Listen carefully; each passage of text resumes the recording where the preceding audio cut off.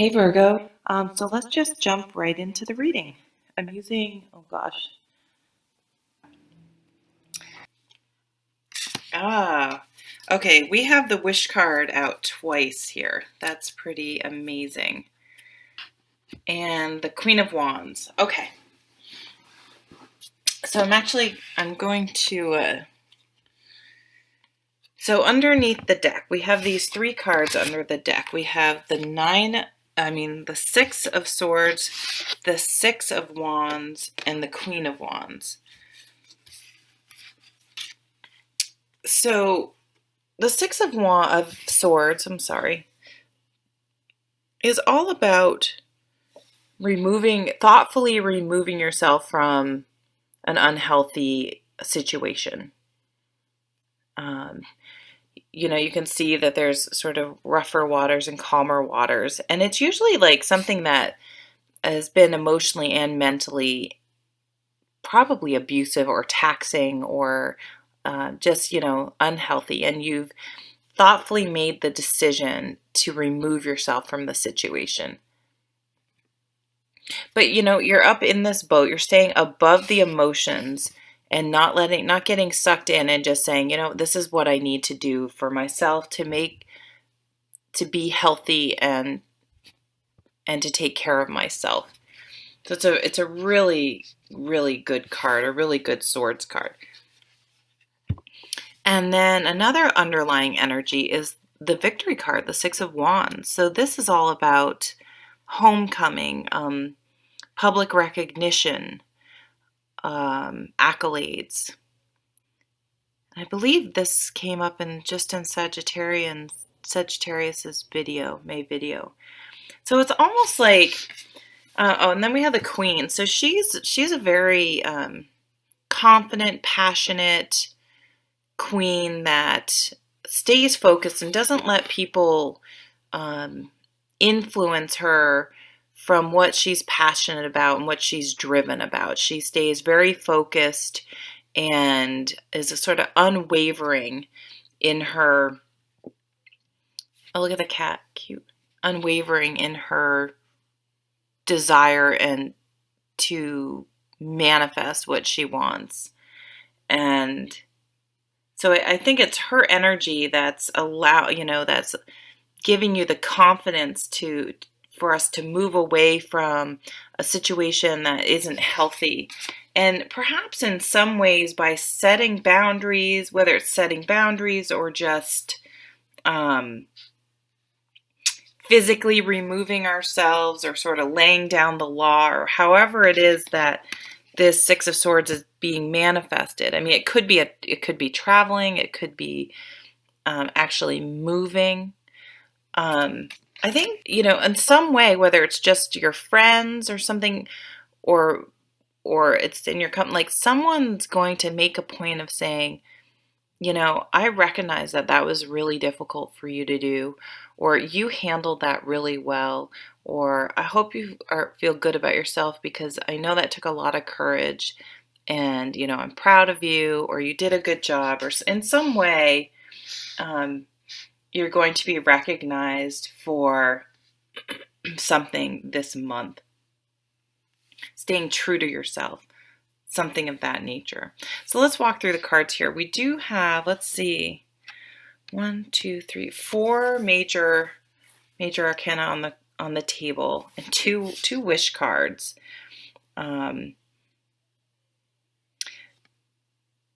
So I just want to talk about the wish card for a second, the Nine of Cups.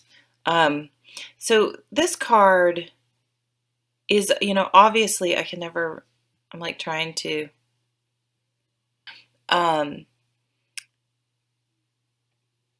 when this card comes up, I think maybe it's a good idea this month to really think about what our wishes are, how they would be fulfilled, what truly is at the root of our desire. So, if you just I want a new job, I want a different relationship. Okay, but why do you want a new job? what's going on with your job now that you want to change? What are you not, what is not fulfilling in your current relationship that you are going to seek somewhere else? Because yes, there are always times we have to literally remove ourselves from a situation. However, be careful not to keep moving away from things only to find out you're not really moving away from it because it's an internal issue. I'm not happy in my job. Well, is there a job you could be happy in? Or are you just kind of like, I don't want to work, and you like can't get over that and sort of be present and just accept and be grateful that you do have a job? Because if you didn't have a job, then you might really be unhappy. That's kind of a very superficial way to think about it. But what are you looking for your partner to give you in a relationship that maybe it's something you need to give for yourself, and you're never going to find someone that's going to give it to you because it's something internal. Are you just unhappy? Here we go, because we have the Four of Cups. So this is just a card about sort of just being discontent, being a little depressed, not, it's almost something that's kind of hard to put your finger on it, but look around and make sure that you're looking at all the options, and that you're just not focused on one thing, because we do have, okay, let me start from the beginning because it's telling a story. So we have the Hanged Man, and this is sort of that same energy. The Hanged Man is like, okay, this guy is stuck hanging upside down. So he can sit there and just struggle and be angry and be pissed that he's stuck here, and have a fit, and just, be all the negative, annoying things, which is valid. But he could also try a few different other approaches. And for example, one could be, okay, I'm stuck here upside down. Why don't I use this time to, instead of struggling and being pissed, I could be calm and sort of think about different ways I could get myself out of this situation besides struggling, which is futile. It's not working. Or I could say, I'm really busy and I actually have some downtime. Why don't I meditate? Why don't I really look at the whole situation? Why don't I look at, is there some way that I could have gotten myself strung up in this tree? Did I want to force myself to have a break? But then when it happened, I'm resisting. What way are we putting up our own blocks? And what way are we not utilizing, seeing the opportunities in every situation instead of just seeing the negativity? Because next we have the Nine of Swords, and this is the ultimate card of obsessing and anxiety and worry and fear. It's very fear-based. And when we're always focused, or often focused, on fear and worst case scenarios, this is a theme that seems to be coming up lately. You could just as easily, really, if you think about it, obsess and focus on the positive things. I don't know if it's like our animal tendencies, that fight or flight reflex, that that we do this, but I do think we can train ourselves to think, to obsess about the positive. Maybe that's more, since Six of Swords is a mental card, of training ourselves to stop thinking about the negative and to think about the positive. And so maybe this is very much an internal shift. And the reward we're going to get is that we're going to be happy. We're going to be passionate about life again, and moving forward in a way that instead of focusing on these negative cards, we do shift our perception and we start thinking about, here's that 9 of, what do we really desire? What's really truly going to make us happy? And there is setting off on a new path. Going for it. Leaving our worries behind. Taking a leap of faith. I like this card in this deck. The fool is not foolish. The fool knows that if you try to make sure everything's perfectly planned out and that it's the right timing for everything, you probably will never set off on the journey at all, because life is very rarely set up that way.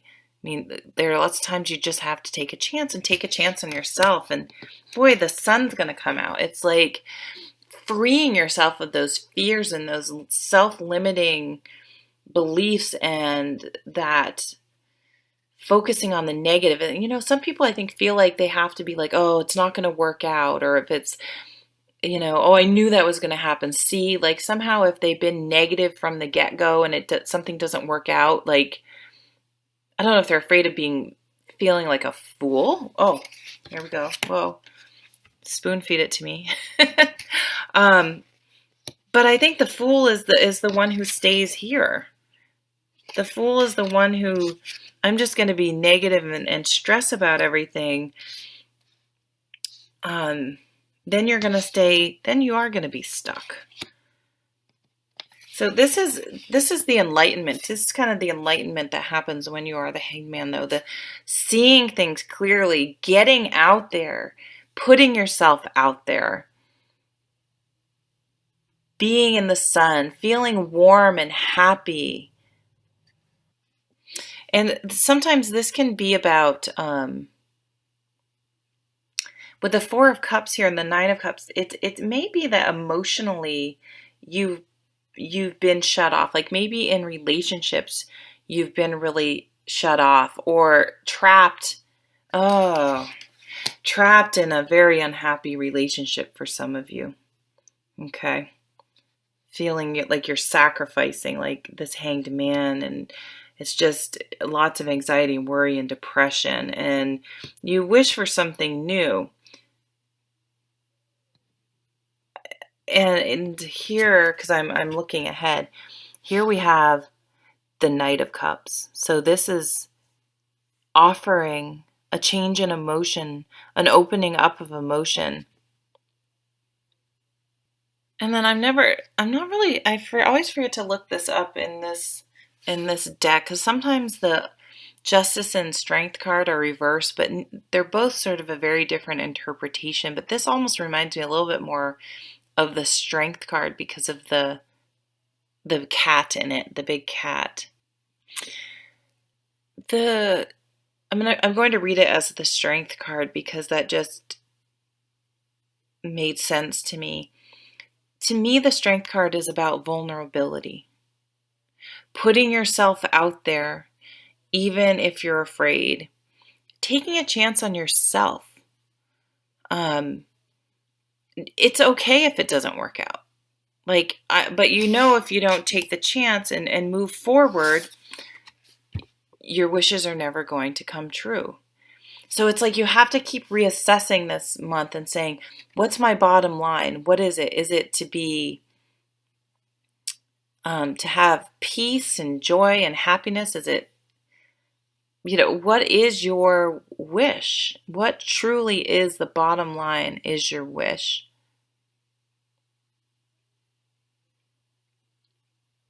And either a couple wishes come true. I mean, 2 wish cards coming out is pretty amazing.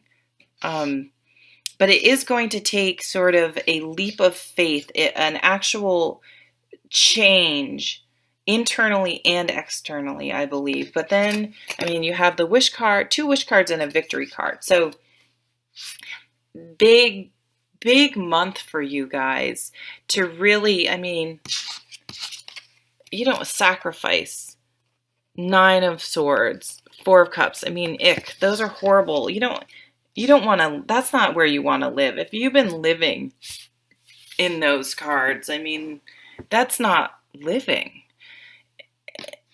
So you need to thoughtfully really think about, this is a really, like, I'm surprised the Judgment card didn't come up. This is a big month where you're going to be like, what am I doing? You know, then that's kind of this aha moment of the Sun card. Like, I really need to look at things clearly, and this is my life, and we don't know how long we have here. I've worked on oncology for 15 years. Trust me, I've said this before, there are no guarantees. So you better start figuring out how to be happy immediately, because you don't know. It's not like you know if you have years. So, I mean, it's the time to live is now. And to take that first step forward, to happiness and to making your dreams and wishes come true. So I'm going to leave it there. Thank you so much for watching. Take care. Bye.